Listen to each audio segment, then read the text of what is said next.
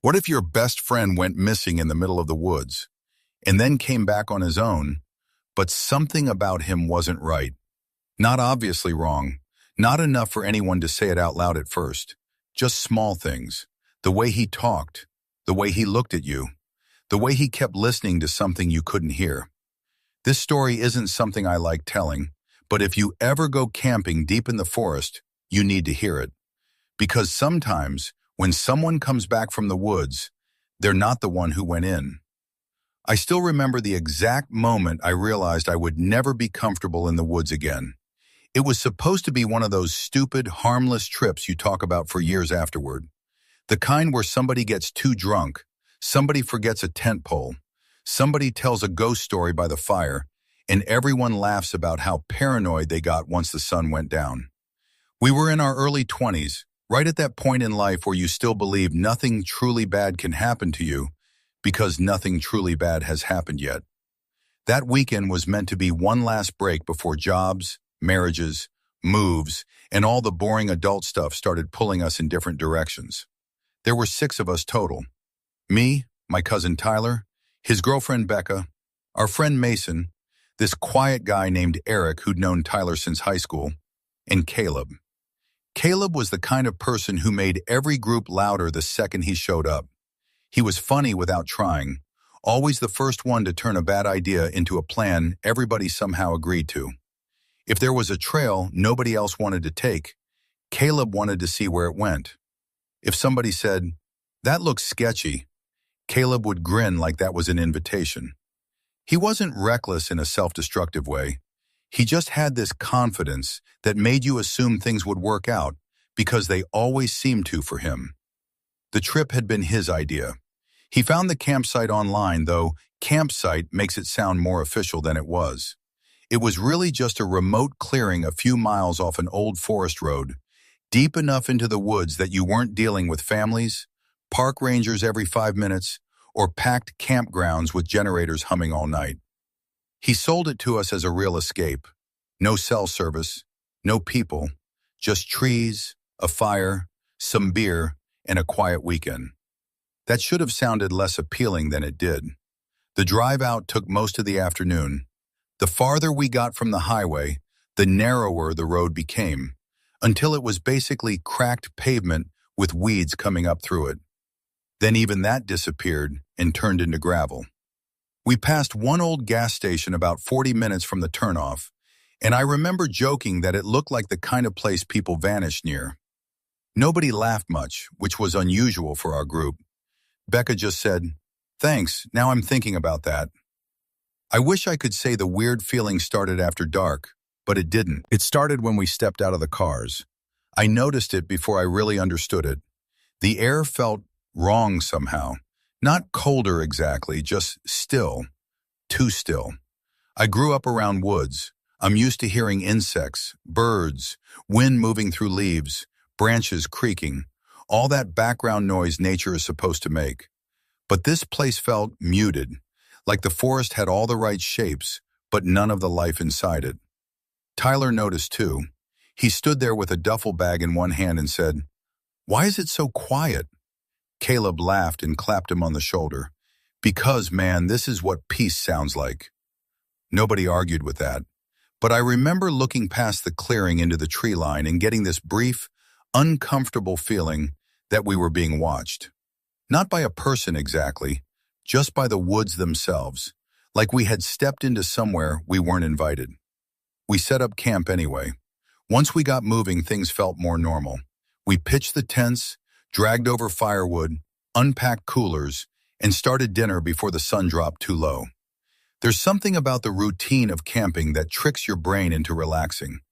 Tasks make a place feel safe. Familiar motions help you ignore unfamiliar feelings. By the time the fire was going, Becca was playing music softly off a Bluetooth speaker. Mason was messing with hot dogs like he was on some cooking show, and Caleb was doing dumb impressions that had Eric laughing harder than I'd ever heard. For a while, it felt like we'd been stupid to feel uneasy. Then the sun started going down. If you've never been in deep woods after sunset, it's hard to explain how fast the darkness takes over. In a city or even in the suburbs, Darkness still has edges. There are porch lights, headlights, signs, windows. In those woods, once the light started draining out of the sky, it felt like something physical moving in around us. The trees beyond the fire stopped looking like trees and started looking like a wall. That was when Eric said he thought he heard footsteps. We all went quiet for a second. "Probably deer," Caleb said. Eric nodded, but he didn't look convinced. It sounded close. Mason lifted his beer and said, "If a deer wants to hang out, he's welcome, but he's bringing his own food." That got a laugh, and the moment passed. But not long after that, Caleb stood up and said he was going to take a leak. He wandered off past the outer ring of firelight, joking that if he got dragged off by a forest demon, we better at least post about it. A couple minutes passed, then 5. When he came back, he was quieter. Not shaken exactly, just distracted. Tyler noticed first. "You good?" "Yeah," Caleb said too quickly. "Thought I saw another campsite or something through the trees." "Out there?" I asked. He shrugged and sat back down. "Maybe not. Could have just been light messing with me." That didn't make sense because there were no lights out there. No lanterns. No cars. No nearby campers that we'd seen. But he said it so casually that nobody pushed him on it. Later, after more drinks and the usual round of scary stories nobody admits they still enjoy, we started hearing noises again. Branches cracking somewhere beyond camp. A rustle in the brush that lasted a little too long. At one point, I could have sworn I heard something that sounded almost like a voice. Not words, just the shape of one, faint and far away. Becca asked if anybody else heard that, and Tyler immediately said no, which told me he had. Nobody wanted to be the first person to admit they were getting nervous. Eventually, we all turned in, pretending the fire and tents meant anything. I was sharing with Tyler, and I remember lying there awake longer than I should have, staring up into the darkness of the tent while I listened to the woods outside. Every small sound felt sharper once everyone stopped talking. A zipper shifting in the wind. A footstep that was probably nothing. My own pulse in my ears. At some point I must have fallen asleep. Then I woke up suddenly with no idea why. The fire outside had burned low enough that only a dull orange glow leaked through the tent fabric. Tyler was snoring beside me. For a second, everything seemed normal. Then I heard the sound of canvas moving. I unzipped the tent just enough to look out. One of the other tents was open, and Caleb was gone. I didn't panic right away. At first, my brain tried to explain it away as something normal. Caleb probably just got up to take a leak again. Maybe he couldn't sleep. Maybe he wandered over to the fire. It was the kind of thing that made sense if you didn't think about it too long. But something about the way that tent flap hung open didn't feel normal. It wasn't just unzipped. It was pulled wide, like he'd left in a hurry, or like he hadn't bothered to close it at all. I stepped out of our tent, trying not to make too much noise. The air felt colder than it had before, and the fire had collapsed into a bed of dull red coals that barely gave off any light. The clearing looked different at night, smaller somehow, like the trees had crept closer while we slept. "Caleb," I called quietly. No answer. I walked over to his tent and crouched down, shining my phone light inside. His sleeping bag was empty, twisted like he'd kicked his way out of it. His shoes were gone too. That was when my chest tightened. "Tyler," I said louder this time. "Tyler, wake up." He groaned behind me, then unzipped the tent and stepped out, rubbing his eyes. "What?" "Caleb's not here." That woke him up fast. "What do you mean, not here?" I pointed into the tent. He leaned down, looked inside, then stood up straight again, suddenly more alert than I'd ever seen him. "Caleb?" he called, louder than I had. Still nothing. Within a minute, everyone else was awake. Becca wrapped herself in a blanket and kept asking what was going on. Mason grabbed a flashlight from his bag. Eric didn't say anything at all. He just stood there, staring into the trees like he already knew the answer. "He probably just went to piss," Mason said, though he didn't sound convinced. "Relax." Then why didn't he say anything? Becca asked. Nobody answered that. We started calling his name together. Caleb? Hey man, quit messing around. Dude, this isn't funny. Our voices carried out into the trees, but the forest didn't give anything back. No echo, no movement, just silence pressing in around the sound. Okay, Tyler said, trying to sound in control. We spread out a little, but nobody goes too far. Just check around the clearing. We all grabbed our phones or flashlights and moved outward. The moment I stepped past the edge of the firelight, the darkness felt thicker. My phone light cut a narrow beam through the trees, but everything beyond it just swallowed the light completely. It made it hard to judge distance. Shapes looked closer or farther than they really were. Caleb? I shouted again, louder now. Somewhere off to my right, I heard Mason yelling his name too. Then Becca, her voice thinner, more strained. I moved slowly, scanning the ground. That was when I saw the footprints. They weren't hard to find. The dirt around the clearing was soft enough that you could see where someone had walked. A set of prints led away from camp, deeper into the trees. Tyler, I called. Over here. He came over with Eric behind him. I pointed down. That's him, right? Tyler nodded. Yeah, that's his boots. The prints looked normal at first, just someone walking. But after a few yards, they changed. The spacing got wider, like he'd started moving faster. Then faster still. Why would he run? Eric asked quietly. Nobody had an answer for that. We followed the prints, our lights bouncing over the ground. The deeper we went, the harder it became to hear the others back at camp. The forest closed in around us, the trees tighter, the air heavier. After a minute or two, the footprints just stopped. Not faded, not turned, stopped. Right in the middle of a patch of dirt, like whoever had been walking there had simply vanished. Tyler swore under his breath. That's not possible. Maybe he stepped onto a rock or something, I said, though I didn't see any rocks nearby. Eric turned slowly, sweeping his light through the trees. We shouldn't be out here like this. Yeah, no kidding, Tyler snapped. Then louder, Caleb! This time something answered.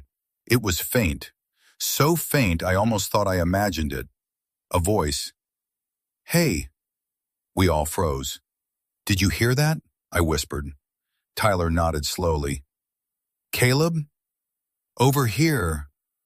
The voice sounded wrong. Not in an obvious way. It sounded like Caleb, but distant. Strained.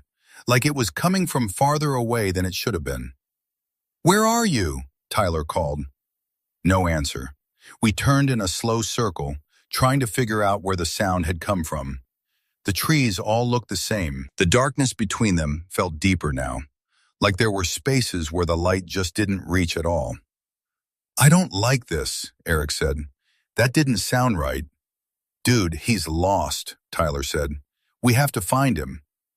We moved toward where we thought the voice had come from. The further we went, the more the forest seemed to distort around us. Sounds didn't travel the way they should. At one point, I heard footsteps behind me and turned, expecting to see Mason or Becca, but there was no one there. Just trees. Guys? I called. No response. For a second, I thought we'd gotten separated. Then Tyler's light swung back into view. We're here. Don't wander off. I didn't, I said quickly. We regrouped, closer together now. Minutes passed, maybe longer. Time felt stretched out, hard to measure. Then, just as the sky started to lighten faintly with the first hint of dawn, we heard movement ahead. Not distant this time, close. Branches shifting, leaves crunching under slow, deliberate steps. We all pointed our lights in the same direction, and Caleb walked out of the trees. He looked fine. That was the first thing that hit me. No blood, no obvious injuries. His clothes were dirty, his face pale, but otherwise he looked like he'd just taken a long walk. Where the hell were you? Tyler said, rushing forward. Caleb blinked at the lights, squinting. I got turned around, he said. His voice sounded normal, maybe a little hoarse. You were gone for hours, Becca said from behind us, her voice shaking as she approached. We were looking everywhere. I know, Caleb said. I just couldn't find my way back. That doesn't make sense, I said before I could stop myself. He looked at me. For a second, he didn't say anything, just stared. Then he smiled. Yeah, he said slowly, it doesn't. Something about the way he said that made my stomach drop. Tyler clapped him on the shoulder. Let's just get back to camp, okay? We'll figure it out in the morning. Caleb nodded. We started walking back together, all of us staying closer than before. About halfway to camp, I glanced over at Caleb. He wasn't looking at us. He was looking past us, back into the trees. And even in the growing light, I could swear he was listening to something we couldn't hear. Morning should have made things feel normal again. That's what everyone expects, right? Sunlight comes up, and whatever was scaring you in the dark suddenly feels stupid. Explainable. Like your brain was just messing with you. But that didn't happen. If anything, the daylight made it worse. We got back to camp just as the sky turned that pale, gray blue before sunrise. Nobody said much. We just kind of collapsed into our spots. Mason tried to restart the fire. Becca wrapped herself in a blanket and sat close to Tyler. Eric stayed standing for a long time, like he didn't trust himself to relax. Caleb dropped onto a log like nothing had happened. That was messed up, Mason said, forcing a laugh. You owe us all a story, man. Caleb nodded slowly. Yeah, but he didn't tell one. Tyler handed him a bottle of water. Drink, then tell us what happened. Caleb took it, unscrewed the cap, and just held it for a second like he wasn't sure what to do next. Then he drank, too fast, like he'd forgotten how and was trying to catch up. I went out to pee, he said finally. Then I thought I saw something, like a light, so I followed it. What kind of light? I asked. He shrugged. I don't know, just a light. That doesn't make sense, Becca said. There's no one else out here. I know, Caleb said. His tone didn't change. I thought that too. And then? Tyler pressed. Caleb stared at the ground. I kept walking. I guess I got turned around. Turned around for 6 hours? Mason said. Dude, come on. Caleb looked up at him, and for a split second, something about his expression felt delayed. Like the emotion didn't match the moment. Then he smiled. Yeah, I guess so. Nobody pushed him after that. We were all too tired, too relieved he was back. It was easier to accept a bad explanation than to dig into something worse. But I couldn't let it go.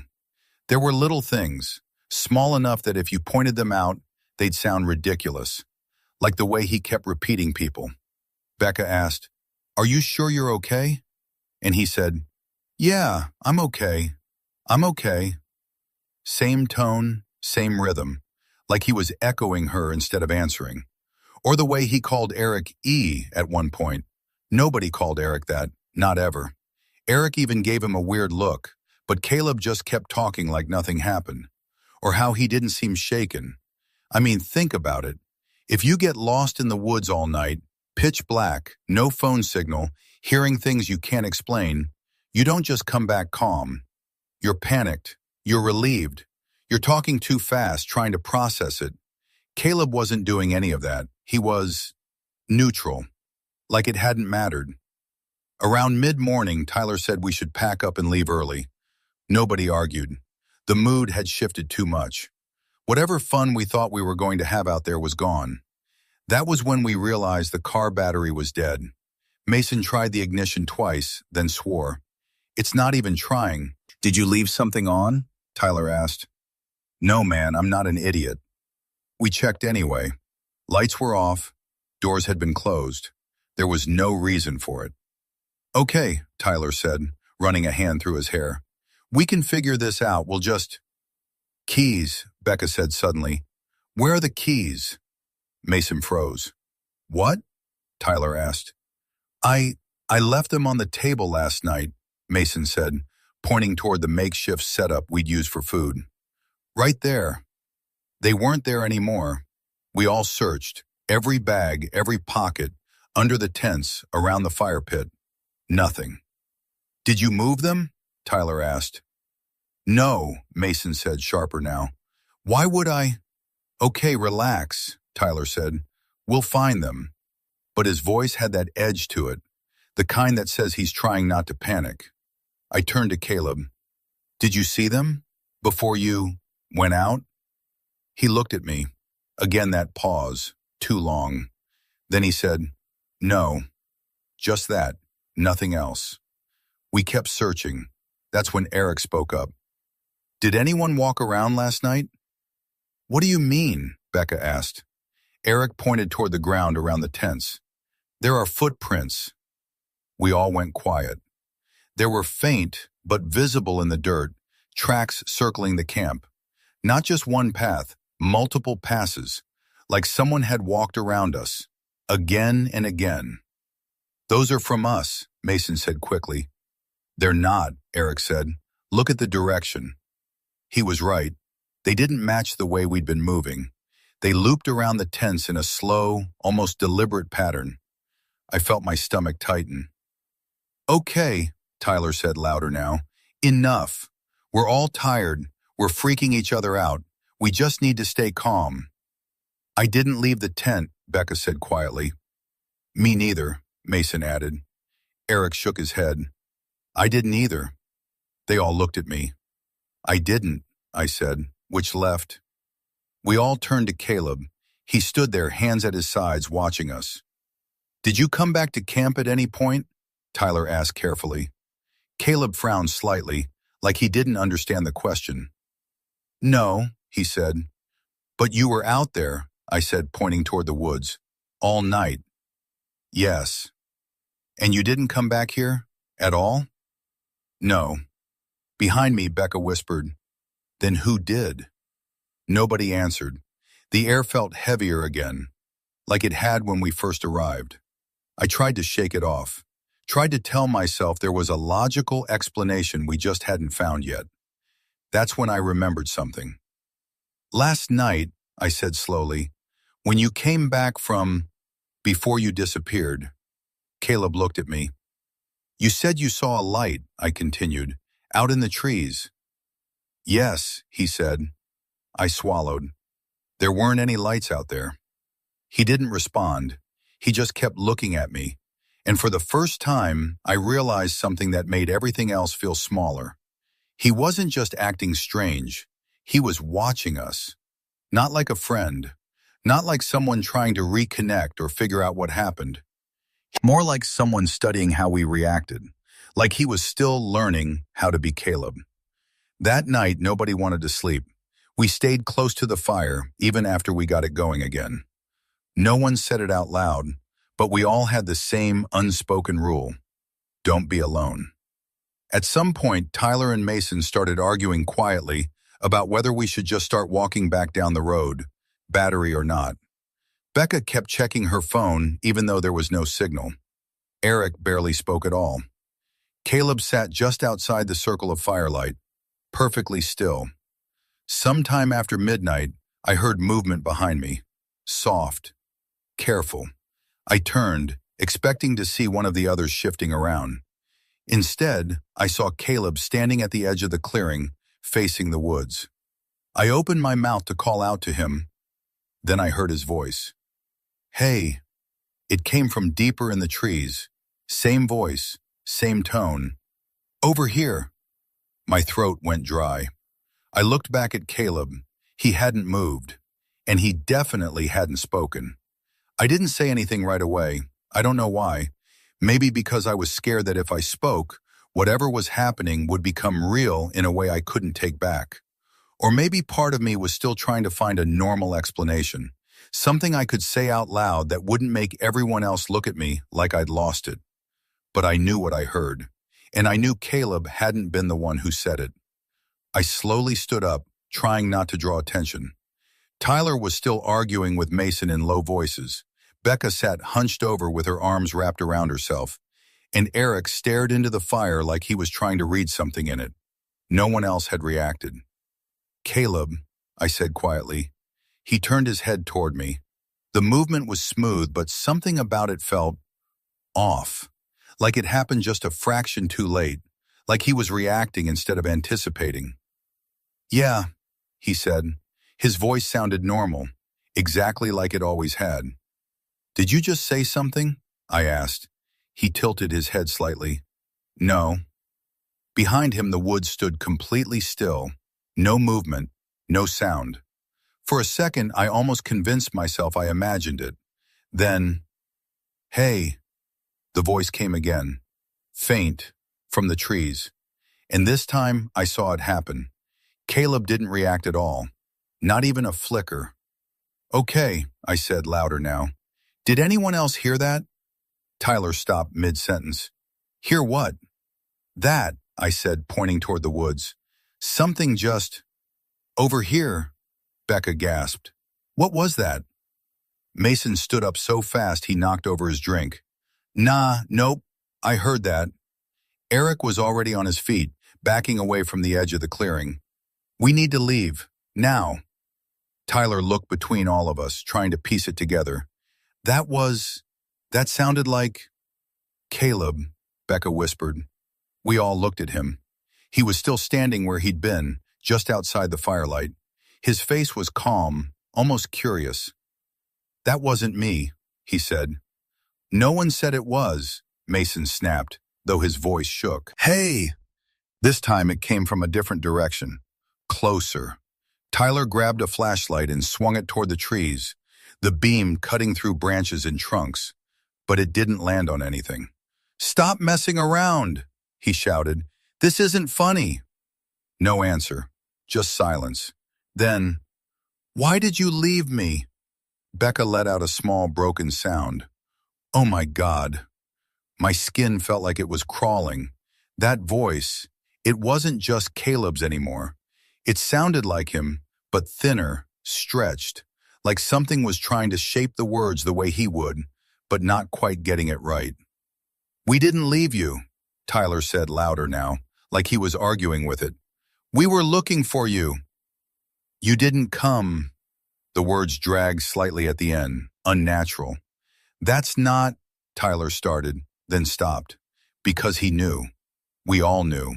There had been a point, right before dawn, where we'd almost given up, where we'd turned back toward camp, and then Caleb had walked out of the trees. My stomach dropped. Behind me, Eric said quietly, "It hurt us." "What?" Mason asked. "When we were calling for him," Eric said, "it hurt us. It hurt how we talk, what we say." "No," Tyler said immediately. "No, that's not what's happening." But his voice didn't have any conviction left. I couldn't take my eyes off Caleb. He still wasn't reacting, not to the voice, not to the words, nothing. "Say something," I said to him. He looked at me. "What do you want me to say?" "Anything," I said.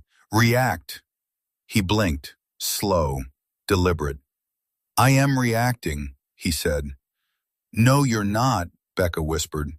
Another voice came from the trees, closer now. "Tyler." Tyler froze. "You said not to go too far."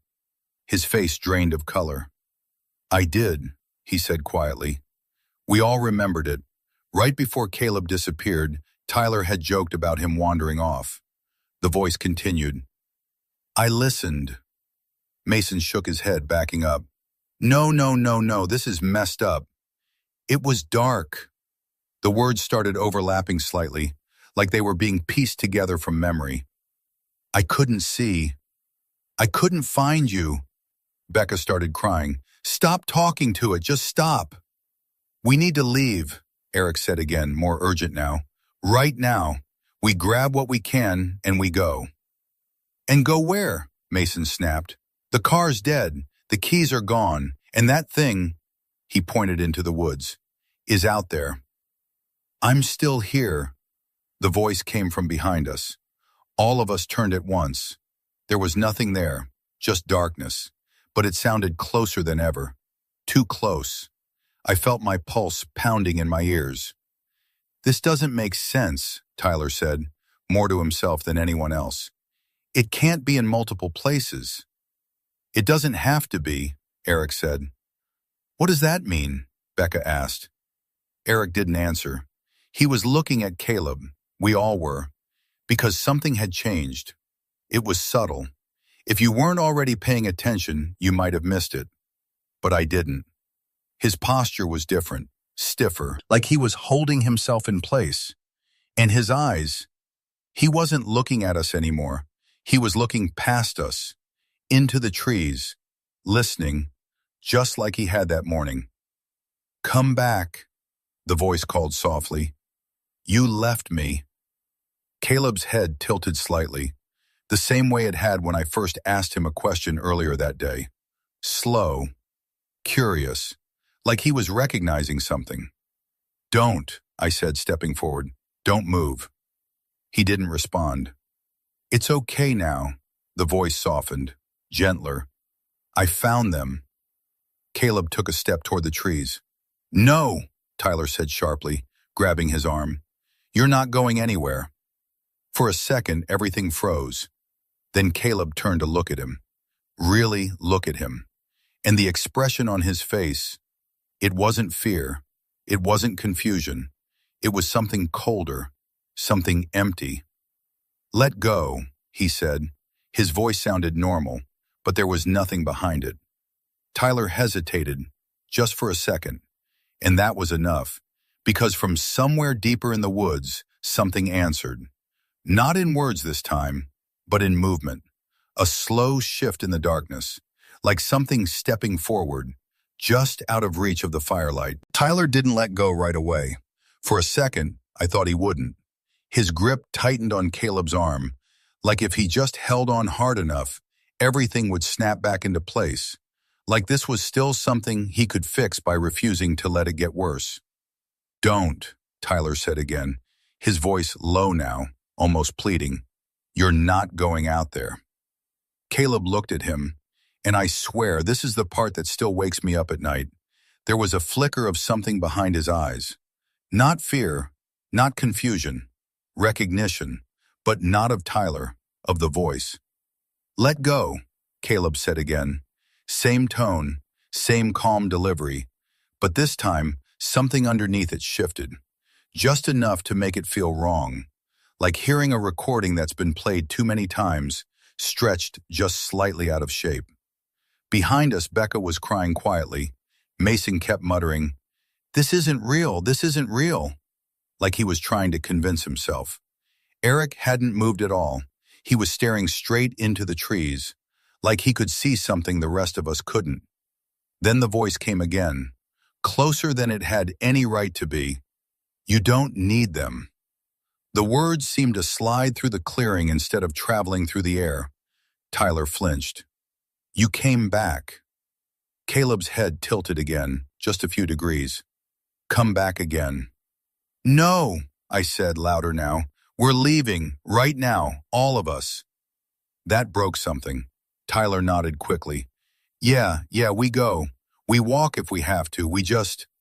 He didn't finish, because Caleb moved. Not fast, not sudden, just stepped back, out of Tyler's grip. And for a moment, nobody reacted.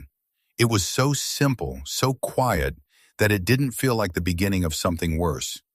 Until he turned and started walking toward the trees. Caleb! Becca cried. He didn't stop. Tyler lunged after him, grabbing his arm again. No, you're not going out there. This time, Caleb reacted differently. He looked down at Tyler's hand, then back up at him. And something about his face emptied. Whatever had been pretending to be normal, pretending to be Caleb, slipped. Not completely, not in any dramatic, obvious way, but enough. His expression didn't match the moment anymore. It didn't match anything. It was just blank. Let go, he said. And Tyler did. I don't think he meant to. I think something in that moment, something in Caleb's voice, or the way he looked at him, made his hand release without permission. Caleb took another step, then another. The firelight faded off him as he crossed the edge of the clearing. That's it. The voice in the woods sounded almost pleased now. You remember. "Caleb, stop!" I shouted. For a second, just a second, I thought he hesitated. Then he kept walking, and the darkness took him. Just like that, gone. The forest went completely still. No voice, no movement, nothing. For a few seconds, none of us moved either. Then everything broke at once. "Go!" Eric shouted, louder than I'd ever heard him. "Go!" That snapped us out of it. We grabbed whatever we could without thinking, bags, keys that weren't there, anything that felt like action, and ran. Not into the woods, back toward the road. We didn't even try the car again. We didn't stop to think. We just ran. I don't remember all of it clearly. I remember the sound of our feet hitting dirt and gravel, Becca stumbling and Tyler pulling her up, Mason looking back over his shoulder too many times, Eric leading without hesitation, like he somehow knew the way. I remember hearing something behind us, not chasing, not crashing through the trees, just walking, keeping pace, sometimes on the left, sometimes on the right, never close enough to see, but always there. At one point, I heard my name, clear as day. I almost turned. I don't know why I didn't. Maybe because it didn't sound like anyone I trusted anymore. We ran until the trees thinned, until the road appeared, until we reached the car we couldn't use. And then, this part still doesn't make sense, we heard an engine. Headlights cut through the early morning fog, coming down the road toward us. A truck, a ranger maybe, or just someone passing through. We didn't care. We flagged them down like our lives depended on it, because they did. I don't remember what we said. It was probably incoherent. Enough for them to see we were terrified. They got us out of there, just like that. The woods disappeared behind us. But not really. Not for me. They searched, of course.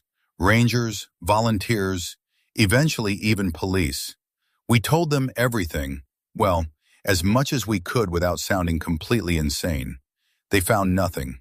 No sign of Caleb, no sign of anyone else. Just our campsite, half-packed, and a set of footprints leading into the woods. One set.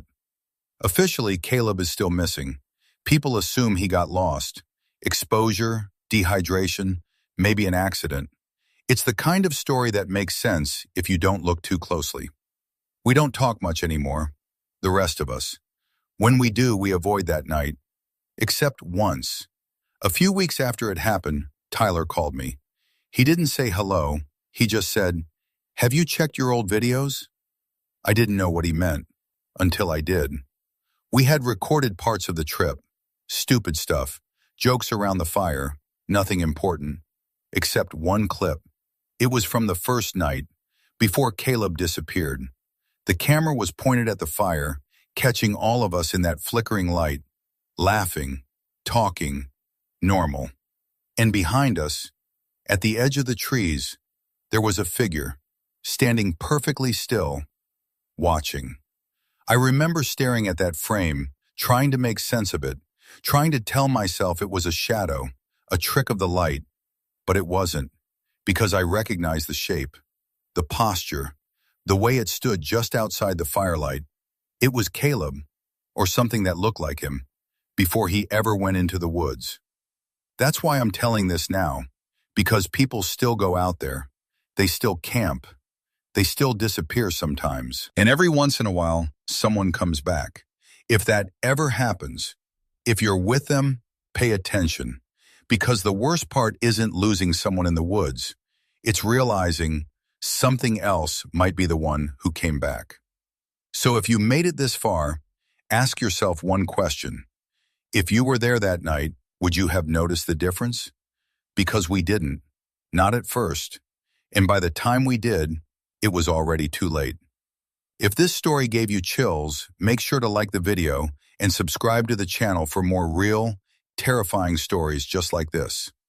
And don't forget to turn on notifications, because the next story might be even worse. Sleep carefully tonight.